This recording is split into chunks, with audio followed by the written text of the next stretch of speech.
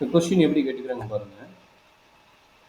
If y equal to root of x plus root of x plus root ஆத்தாடி இதா இது பண்ணிருக்கோம். அப்புறம் இன்ஃபினிட்டி வரைக்கும் போகுமே அது. அதேதான் அதேதான்.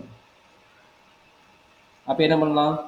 y equal to root of special bracket போடலாமா?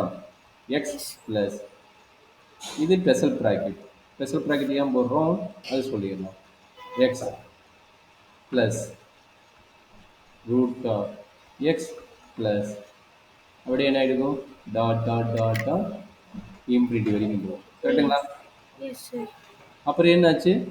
இந்த வேல்யூ அப் டு இன்ஃபினிட்டி வரைக்கும் போடுறோம்ல, இந்த வேல்யூ இருக்குது பார்த்தீங்களா? இந்த வேல்யூக்கு பேர் என்னது? y. கரெக்டுங்களா? எஸ் இந்த சார். வேல்யூக்கு y. கரெக்டாமா? இந்த ரெட் ப்ராக்கெட் போட்டுக்கிறோட வேல்யூ என்னது? y. ஏன்னா அப் டு இன்ஃபினிட்டி வரைக்கும் போகுதுல்ல. புரியுதா இல்லை டவுட் இருக்குதா? புரியுது சார். புரியுது புரியுது புரியுது. அப்ப என்னாச்சு? அப்ப y equal to root x plus y. x differentiate பண்ணிக்கணும். இது பண்ணிக்கலாம், ரூட்டோட வச்சும் பண்ணிக்கலாம், எப்படி வேணா பண்ணிக்கலாம். ரூட் வரணும்னா நான் ஸ்கொயர் பண்ணிக்கிறேன். Differentiating both sides x. அதுக்கு முன்னாடி ரூட் வரணும்னா ஸ்கொயர் பண்ணிக்கணும், ரொம்ப ஈஸியா இருக்கும். Okay sir. இப்போ வந்து நீ டெரிவேட்டிவ் கண்டுபிடி. அப்ப என்ன ஆகும்? 2y into dy by dx equal to 1 plus dy by dx. கரெக்டா தானே? Yes sir. அப்ப dy by dx இங்க கொண்டு வந்துரு. அப்ப என்னாச்சு?